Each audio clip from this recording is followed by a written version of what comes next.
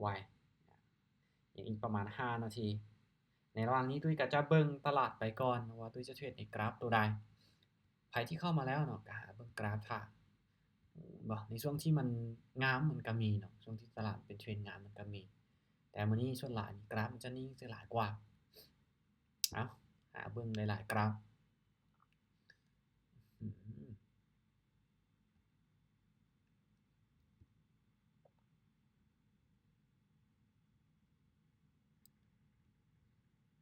โซโลนากับบ่ปานใดเดี๋ยวเบิ่ง Dotcoin Dotcoin ดิ้นหนึ่งจังหวะมาถ้าหากว่าเป็นแบบนี้จะเทรดในกราฟของ BNB ทุกคนเด้อในกราฟของ BNB เนาะซึ่งตลาดมันอาจจะนิ่งอยู่แต่ว่ามันก็บ่ได้สวิงหลายมันนิ่งเป็นบางจังหวะฉะนั้นตลาดนิ่งแบบเป็นแท่งน้อยกับตลาดสวิงนี่เลือกตลาดที่มันเป็นแท่งน้อยเอาดีกว่าตลาดที่สวิงนี่อาจจะหัวร้อนฉะนั้นเลือกในกราฟที่มันเป็นแท่งน้อยและมันนิ่งเอาดีกว่ามาเดี๋ยวรออีกจักหน่อยก่อนเนาะระหว่างนี้จะสังเกตตลาดไปก่อนเด้อ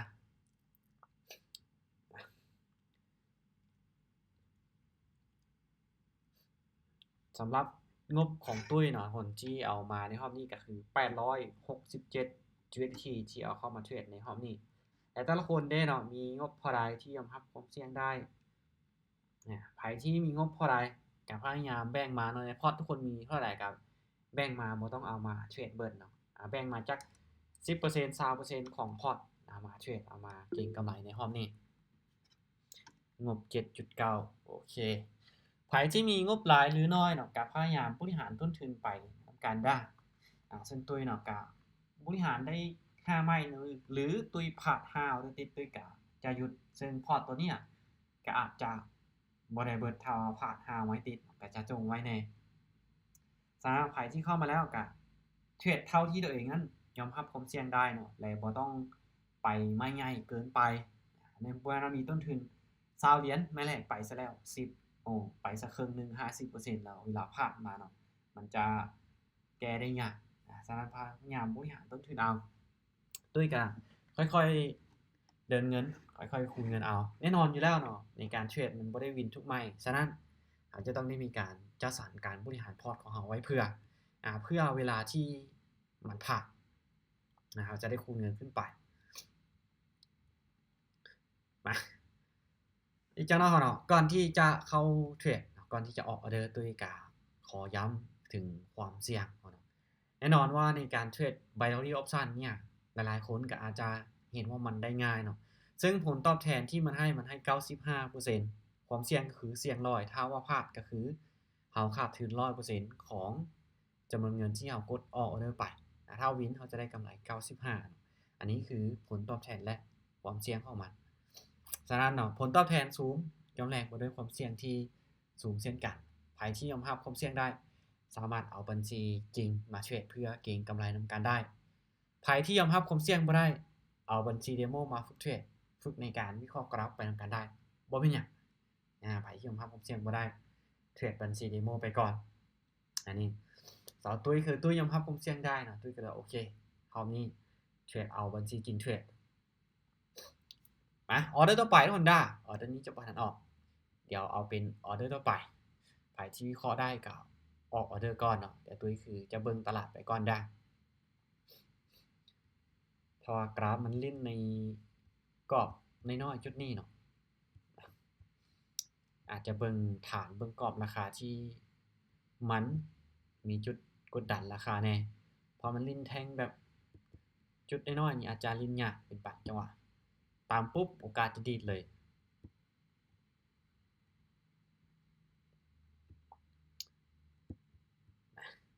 ปั๊มเงินได้ตุ้ยมีอยู่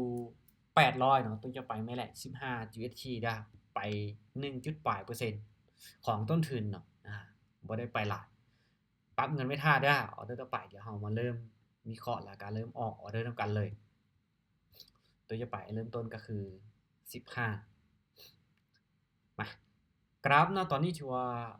เริ่มที่จะลิ้นสลับมาแน่แล้วในระหว่างเนี้ยก็บ่ทันสลับกันมาหลายไม้แต่ให้ไม้เห็นก็คือ2ออเดอร์แท่งเทียนรอผลมันบ่มันไม้เห็นก็คือ2ออเดอร์ในจังหวะนี้ที่มันสลับกันมา และที่ผ่านมาในบริเวณนี้กราฟก็ค่อนข้างจะดินสลับอยู่ตามขายเด้อเอาไม้แรกเนาะไม้แรกซิมตลาดไปที่ฝั่งขายเด้อตามสลับไปเบิ่งนะเพราะกราฟมันลิ้นในกรอบอยู่กราฟมันยังลิ้นในกรอบอยู่ฉะนั้นตามสลับมันไปเบิ่งในออเดอร์แรกเดี๋ยวเบิ่งกันว่าออเดอร์นี้มันจะกลับลงมาสลับได้บ่ทางนี้ทางนั้นมาลุ้นกันแท่งเทียนที่น้อยเนาะแท่งเทียนที่น้อยตอนนี้เบิ่งกันว่ามันจะดันราคาลงมาได้บ่โอเคนิ่งไว้บ่สวยชื่อว่าดันไปจังไม่ล่ะหากับไม่แหลกด้ะตัวหากับไปออเดอร์แรกไปกันต่อด้ะตัวอย่าเดินเงินเสมอถ้าว่าวินเนาะตัวอย่าพยายามเซฟต้นทุนเอาไปไม่แหลกไม่เกิน 3% ของต้นทุนแต่ด้วยไปนี่คือ 1.8% ของต้นทุนเท่านั้นเนาะไม่ได้ไปหลายไม้นี่ตามขายอีกคือเก่าด้ะตามในรูปแบบของตลาดสลับแน่รายการเบิ่งเนาะในจุดนี้กราฟอดีตที่ผ่านมาของมันขึ้นมาเหมือนกันตามกรอบตามจุดในบริเวณนี้ฉะนั้นตุ้ยตามขายอีกไผชีวิเคราะห์จังใดกะถ้าว่าเห็นต่างกันส่วนกันได้เนาะถ้าโอเคถ้าทุกคนเห็นต่างแล้วทุกคนบ่มั่นใจทุกคนกะพานเนาะอันนี้คือแต่ว่าตุ้ยคือตามขายลงมาเพราะตุ้ยเห็นว่ากราฟในโซนนี้มันลิ้นในกรอบอีกอย่างก็ใกล้ในโซนนี้ตุ้ยก็เลยว่าตามขายหลุดขึ้นไปเลยเอ้าออเดอร์นี้ผ่านบ่เป็นหยังแต่ว่ายาวเนาะที่ผ่านมามันก็บ่ได้เป็นแท่งเทียนที่ง่ายชัดเจนง่ายบางแท่งแต่แท่งนี้คือลุดขึ้นไปลัดฟ้าเลยเอ้าบ่หยังผ่าน1วิน1คูณเงินด้าสำหรับตัวจะคูณเงินขึ้นไปแห่งซื้อยังดันราคาไปต่อบ่เอาเดี๋ยวเบิ่งด้าออเดอร์ชาวาโอเคแห่งซื้อเริ่มสะสมเข้ามาตามไปที่ฝั่งซื้อด้าอันนี้ตามซื้อไปด้าก็คือไปอยู่ที่30 USDT เนาะในออเดอร์นี้ว่าก่อนนั้นตุ้ยไป15ตุ้ยผ่านตุ้ยคูณเงินไปเดี๋ยวเบิ่งกันเนาะว่าพอแห่งขายมันเริ่มที่ว่าเข้ามาเขาจะหลายแล้วเนาะสังเกตจากแท่งเทียนเนี่ยแห่งซื้อเหมือนแห่งขายแห่งซื้อมันเข้ามาแล้วเนาะเห็นบ่เริ่มตั้งแต่จุดนี้มาแล้วแท่งตัวนี้ก็เริ่มเป็นแห่งซื้อที่ค่อนข้างจะเข้ามาหลายเป็นแท่งที่ใหญ่ชัดเจนเนาะก็เลยว่าตามซื้อขึ้นไปโอเคถือว่าได้1วิน1เนาะไป3วิน2พัน1กะถือว่าโอเคปั๊มเงินหลังจากที่คูณเงินแล้ววินจะกลับมาเดินเงินที่15จะกลับมาเดินเงินที่15ได้เก็บกำไรประมาณ10-15% ของต้นทุนเดี๋ยวเบิ่งกันโอเคออเดอร์ที่ซื้ออีก1ครั้งได้แนวโน้มของตลาดนี้พยายามดันราคาขึ้นไปเนาะแห่งซื้อดันราคาขึ้นไปอย่างต่อเนื่องสังเกตเนาะมันลงมาแต่ว่าถือแห่งซื้อที่ดันราคาขึ้นไปฉะนั้นในจุดนี้ตุ้ยก็เลยจะไปที่ฝั่งซื้ออีกครั้งหนึ่งเพราะว่าตลาดดันราคาขึ้นไปอยู่เดี๋ยวมาเบิ่งนำกันจังหวะนี้ว่ามันจะขึ้นได้บ่ถ้าว่าขึ้นได้นี่ก็ถือว่าสุดจัดแล้วล่ะว่าบ่ได้เลยปุ๊บปั๊บบ่ขึ้นพุ่นเนาะโอเคบัดซี่ลงกันยาวเลยไปกันต่อเด้อออเดอร์นี้จะไปที่30เราได้กำไรมา$12ปรับเงินได้ไป30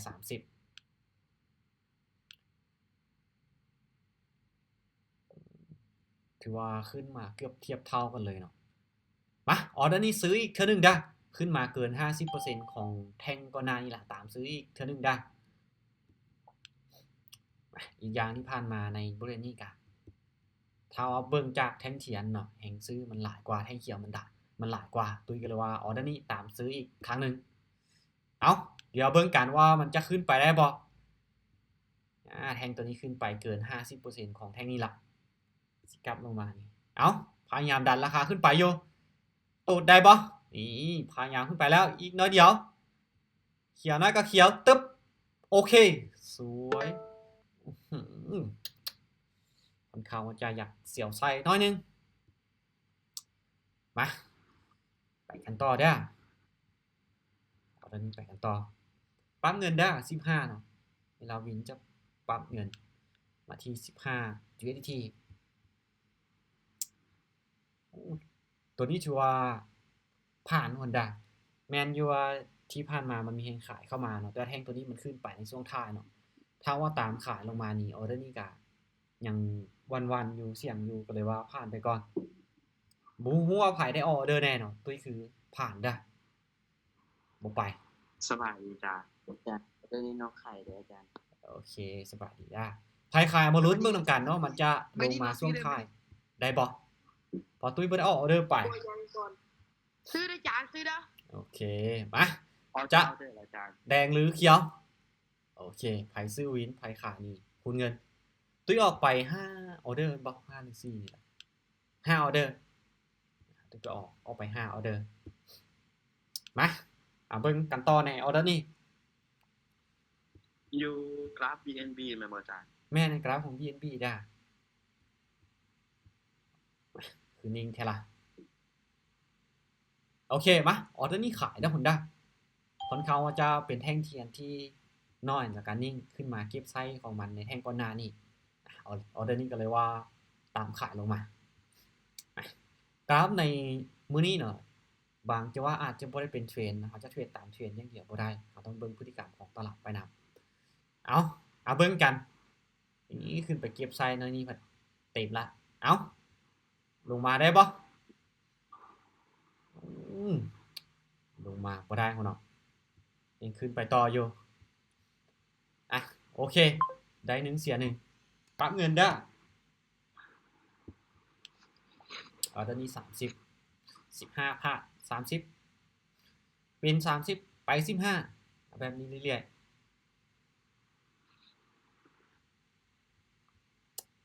ออเดอร์นี้ขายอีกครั้งเด้อพุ่นด้าออเดอร์นี้ขายอีกครั้งนึงเนาะอินดิเคเตอร์นี่ก็ชื่อว่ายังซีลงมาแต่ว่าในช่วงนี้นี่อาจจะบ่ตอบโจทย์ปานใด50-50เนาะมันบ่ได้อยู่ในช่วงที่มันเป็นเทรนด์ปานใดมันบ่ได้อยู่ในช่วงที่มันเป็นเทรนด์ฉะนั้นเนาะโอกาสก็50-50มาเบิ่งนำกันออเดอร์นี้ว่าจะลงมาเป็นแดงได้บ่นี่ลงมายาวๆบ่ตูดลงมาเรื่อยๆให้ขายดันราคาลงมาอยู่ถ้าหากว่าบ่มีหยังผิดพลาดเนาะในออเดอร์นี้ก็หวังว่าจะนิ่งโอเคสวยปัดเงินเด้อ11 โมง ฮะ กรุงเทพส่วน11 โมงเช้าตลาดบ่ได้เลย อ๋อในช่วงเช้าตุ้ยก็เห็นหลายๆคนก็เข้าตลาดก็คนเขาจะเข้ายากเนาะแต่ช่วงบ่ายๆนี่ก็โอเคแน่ตามซื้อคนเด้อช่วงนี้มันตามซื้อได้ตามสีของมันเบิ่งไปก่อนเนาะว่าในจุดนี้มันก็โอเคได้มา2จังหวะ2แท่งเทียนพยายามตามพฤติกรรมในจุดใกล้ๆของมันไปก่อนเดี๋ยวเอาอีกคือเอาโมอีวอลเล็ตออกก่อนนะเพราะว่ามันบ่ค่อยตอบโจทย์ก็บ่ค่อยได้ใช้ในจังหวะนี้ออเดอร์นี้ซื้อขึ้นไปเบิ่งกันว่ามันจะกลับขึ้นไปเป็นคู่บ่คู่แดงในจุดนี้มาแล้วคู่เขียวจะมาบ่อีกน้อยเดียวเท่านั้นว่าจังใด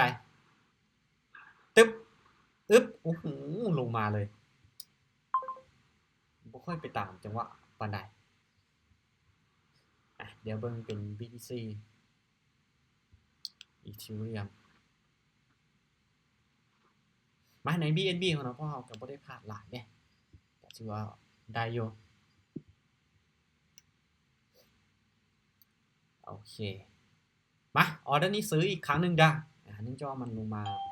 ใกล้ในจุดนี้แล้วเนาะจุดนี้สิเป็นกรอบราคาอีกเป็นอีกกรอบนึงพยายามเบิ่งตามกรอบของมันไปและมีแฮงซื้อที่ดันขึ้นไปออเดอร์นี้ตามซื้อขึ้นไปอีก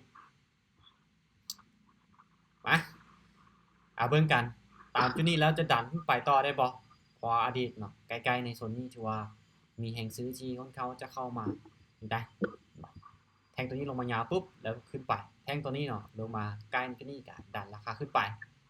ฉะนั้นออเดอร์นี้ว่าจังใดนิ่งจิ๊บพุ่นเนาะโอเคเอายังขึ้นบ่ได้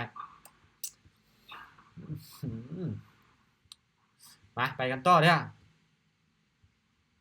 30ผ่านออเดอร์นี้60ได้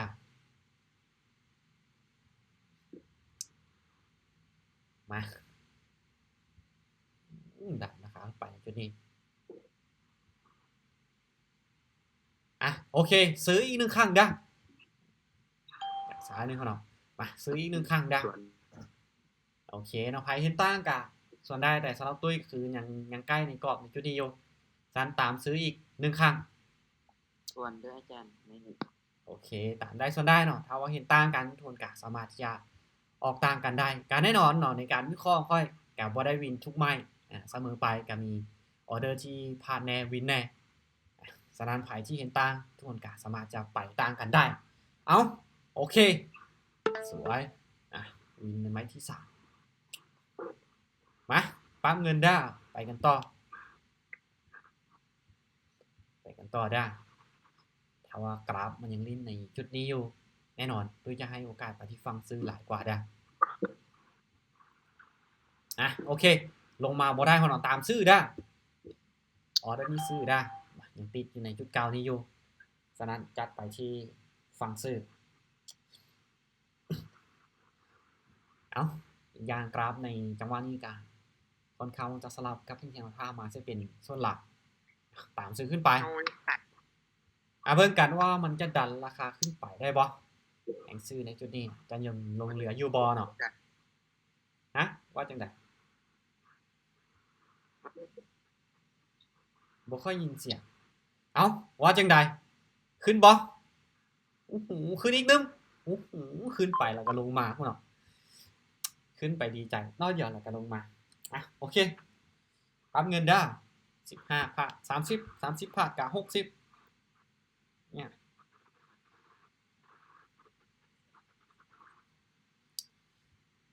กราดพยายามลดลงมาอยู่แต่ว่าแห่งซื้อยัง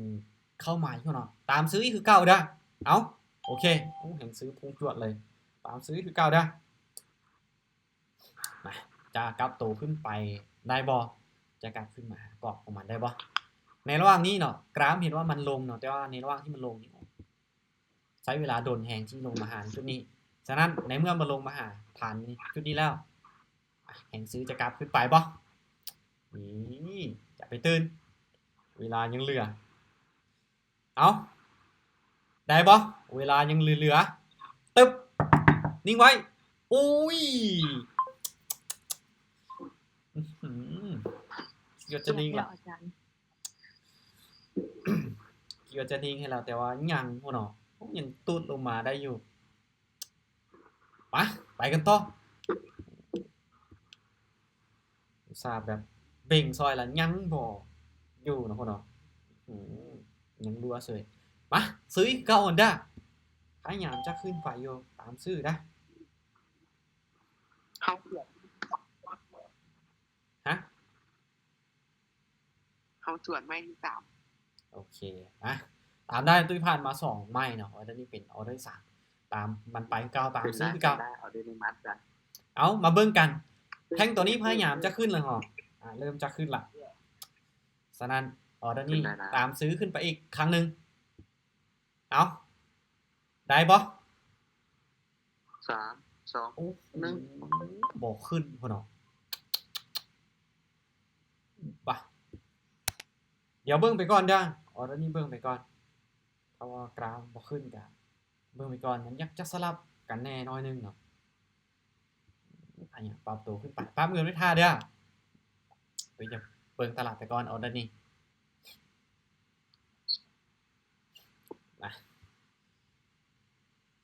อย่าบอกได้ว่าสิมาขึ้นในออเดอร์นี้ขึ้นก็ยากนะเพราะว่าสลับมาหลายไม้แล้วบ่กล้าที่จะตามซื้อขึ้นไปแล้ว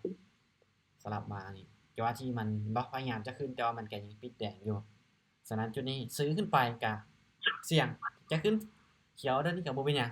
เพราะเฮาตัดสินใจว่าเฮาจะผ่านดิเบิ่งตลาดไปก่อนเอาเบิ่งกันขึ้นไปแบบงามเลยนะโอเคเอายังขาดทุนอยู่ที่38มั้ยเอาไปอยู่ที่60เด้อออเดอร์นี้ไป60เนาะขาดทุนบ่หลายเด้ขาดทุนอยู่38ดอลออเดอร์นี้ไป60เอาจะขึ้นงามเลยบ่จังหวะนี้อย่าเบิ่งเนาะถ้าว่าโอเคบ่มีหยังผิดพลาดจังหวะนี้ตามซื้อได้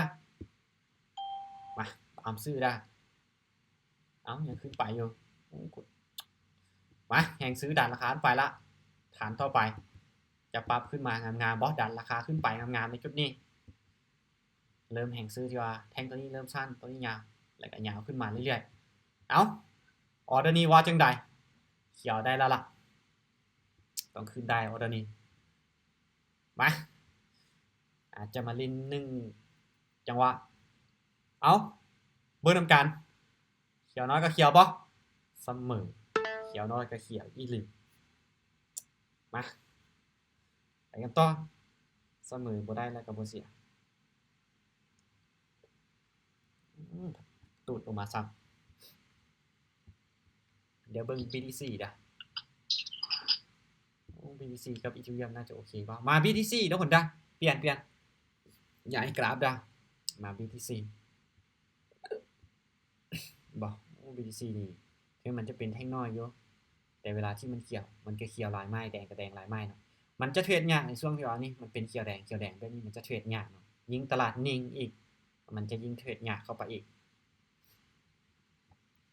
ปั๊มเงินเด้อคนปั๊มเงินถ้ากราฟของ BTC ออเดอร์นี้ผ่านก่อนเด้อเดี๋ยวรอเป็นออเดอร์ต่อไปว่ามาถึงประธานที่สังเกตตลาดเลยโอเค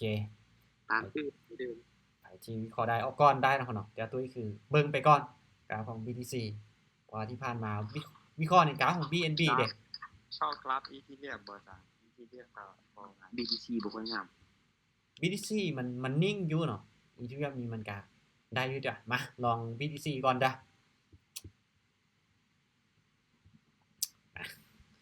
โอเคนี่ไผซื้อนี่ไผซื้อบ่ตุ๊ดโอ้สีลงแดงบ่ได้ติมาเบิ่งกันเด้อในออเดอร์นี้ถ้าว่าโอเคมันเป็นตาออเดอร์ด้วยก็จะออกเดี๋ยวย่อเข้าไปใกล้ๆก่อนมาเทศตามเด้อวันนี้กำไรไป200ปลายละมาอันนี้ขาดทุนอยู่มาไปกันต่อทุกคนเด้อโอเคจังหวะนี้ตามมาที่ฝั่งขาเด้อที่ผ่านมามันก็โอเคอยู่มาตามแห้งขายลงมาเลยเนาะอินดิเคเตอร์สีลงมาละออเดอร์นี้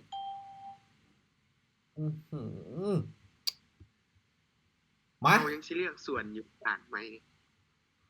มาโอเคตามขายแล้วเนาะแหงขายมันดันราคาลงมาแต่ว่าเกิดมีการเปลี่ยนแปลงในช่วงท้ายๆน้อยนึงแต่ก็มาเบิ่งกันออเดอร์นี้เปลี่ยนช่วงท้ายออเดอร์นี้ก็เปลี่ยนช่วงท้ายได้คือกัน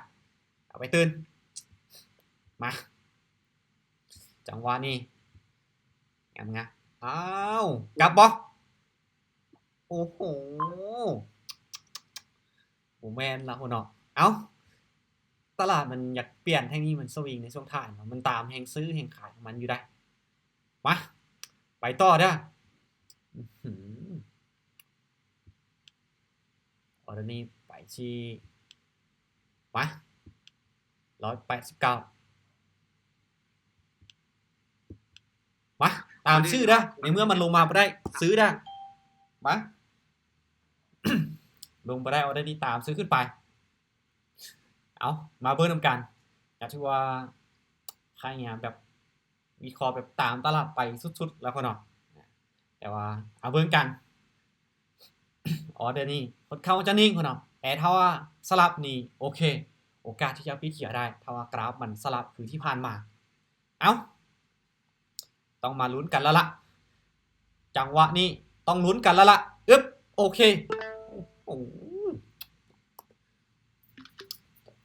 แบบลุ้นกันแบบทุกวิเขาเนาะบ่ช่วงเวลาที่เฮามาเข้านี่เฮาอาจจะเข้าถึงบ่ถึกช่วงของมันแน่ช่วงที่มันขึ้นมันก็ขึ้นงามช่วงที่มันสลับมันก็สลับมาตามสลับมันไปทุกคนเด้อซื้อเด้อมันมักลิ้นสลับก็ตามสลับมันไปเด้อสลับจัก3-4 ไม้5 ไม้หยุดละอาจารย์ไม่มีส่วนเลยโอเคมาตามสลับมันไปขอสลับจัก4 ไม้5 ไม้นี่หยุดเลย มาลงมาเหยาะซื่อๆนะเบิ่งออเดอร์นี้กราฟมันสลับมีโอกาสขึ้นไปช่วงท้ายว่าจังใดได้เวลาขึ้นแล้วโอ้โหนิ่งกิ๊บเลยตึ๊บ บ่ขึ้นพุ่นน่ะว่ะบ่สิสลับกันมาหลายๆไม้กะบ่ไปกันต่อเด้อไปกันต่อเอาได้มี30เห็นขายทีหลายแท้เห็นขายมันค่อนข้างว่าจะทีลงมาหลายได้มาตามขายได้ตามเห็นขายมันไปอาจจะออกจากศูนย์สลับแล้วล่ะมาออเดอร์นี้ตามขายลงมาเลยเอาลงมาตามเฮงขายของมันบ่พอเริ่มในช่วงสุดท้ายเฮงขายก็ยังดันราคาลงมาเรื่อยๆเนาะยังตูดลงมาเรื่อยๆยังเคลื่อนที่ลงมาอยู่ ลงมาเลย ฉะนั้นต้องลงแล้วล่ะจังหวะนี้นิ่งขนาดนี้แหงขายลงมาบ่เริ่มลงมาละเอ้าตีกลับเห็นยัง เอ้า ตึ๊บโอ้โห ลงมาอ้าว อ๋อด่านไม่มีที่มีส่วนนี่ก็ชิบูบินละ นี่หยังวะคือเข้าตลาดแบบหยามแหงเขาเนาะมาไปกันต่อเด้อ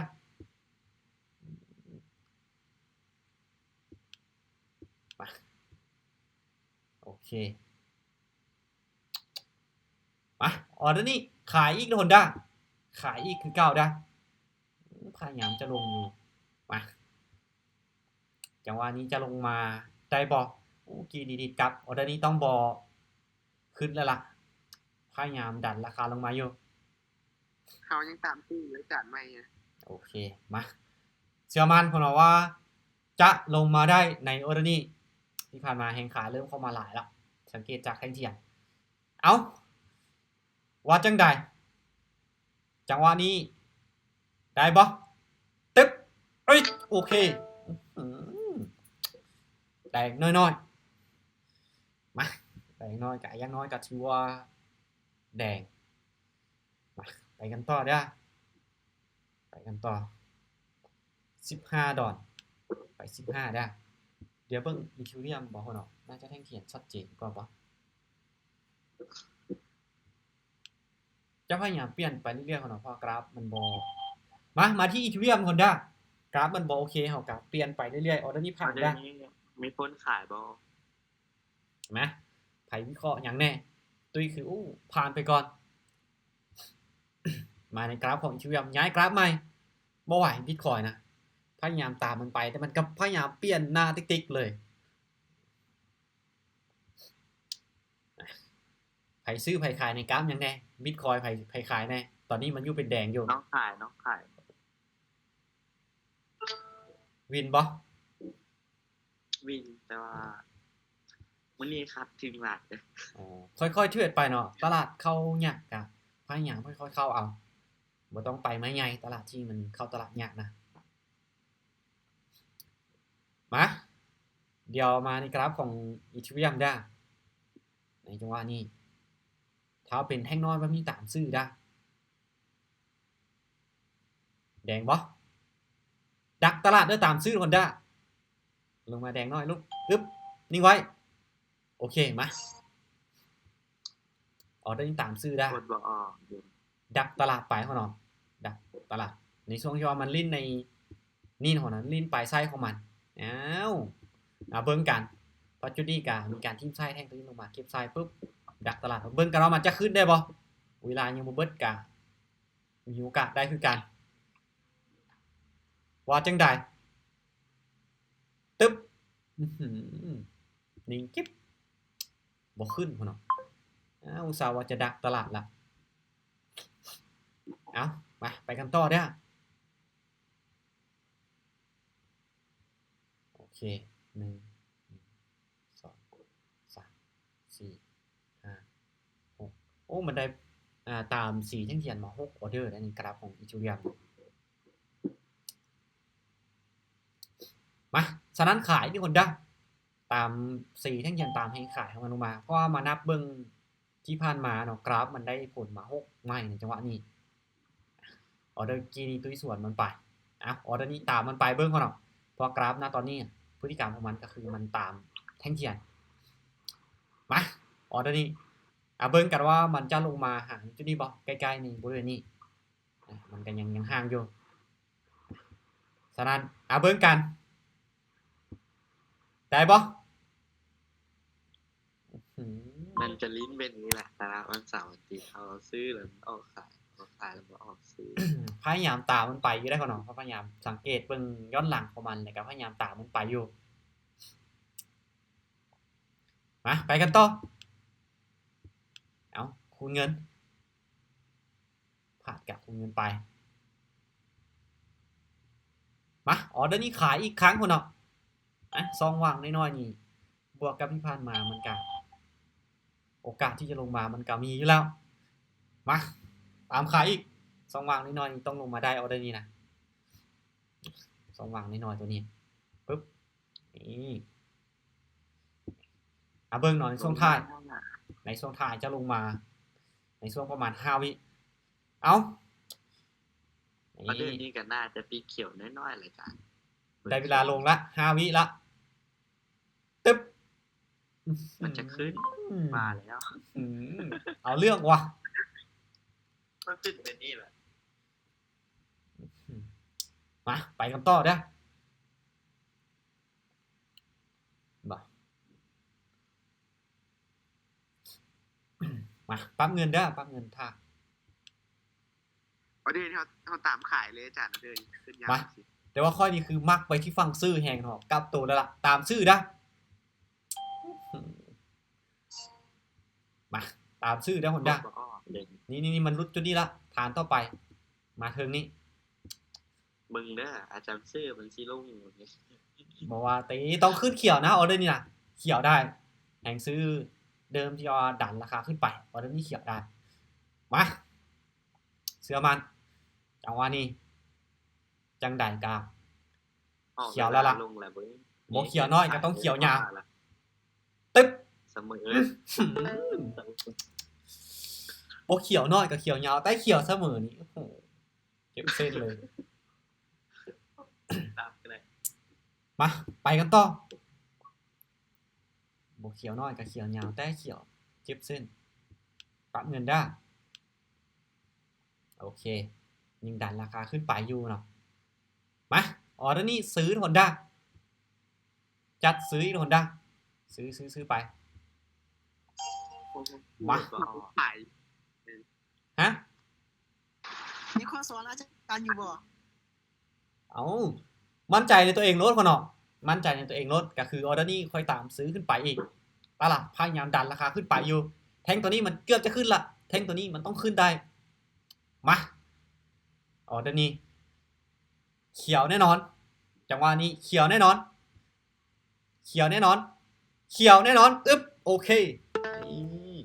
เอาเดินในกดบ่อจ้ะ มา เดินเดินจะ โอ้โห ซาเลย ปั๊บไปปั๊บมาได้87เหรียญแต่ว่าสู้สนกับตลาดแห่งทุกคนได้เป็นแบบนี้นี่น่าจะได้ยุดเนาะกำไรน้อยดีกว่าบ่ได้กำไรนะกำขี้ดีกว่ากำต้น ต่อจ้ะบัวอยู่เลยจ้ะ กำขี้ดีกว่ากำต้นทุกคนได้ มี จะ ค น้อย นขายบ่ จะน้อยไปนี่บ่เหลือหยังได้นี่ มี เอ้าไผซื้อไผขายเดี๋ยวค่อยเสียซอยแต่ว่าบ่ไหวอีหลีคนเนาะไปต่อนี่ย่านจะได้กินเกลืออยู่ กลับเดินออกเอากดบ่อจ้ะมัน เอ้าไผขายจังหวะนี้ก็คือมันยังเป็นเขียวอยู่มา ลงมาได้บ่ลงมาได้บ่ เอาเดี๋ยวเบิ่งเนาะแต่ตุ้ยนี่คือจะหยุดคนได้ตุ้ยพักคนเนาะบ่ไปละเมื่อวานนี้ยังอีก20เหรียญ เฮ้ยคือแบบพี่อะไร เมื่อวานนี้อีก20ดอนได้ตามเป้าแต่ว่าเอาไปเอามาไปบ่ได้ซ้ำสุดท้ายขาดทุนมื้อนี้ตลาดมันค่อนข้างว่าจะได้แน่เสียแน่แต่ว่าดีที่ว่าเฮางบที่ว่าคูณเงินได้เนาะงบที่ว่าสามารถคูณเงินได้ก็เฮ็ดให้มีกำไรคือมันมีกำไรบ่หลายอย่างน้อยก็มีกำไรเนาะ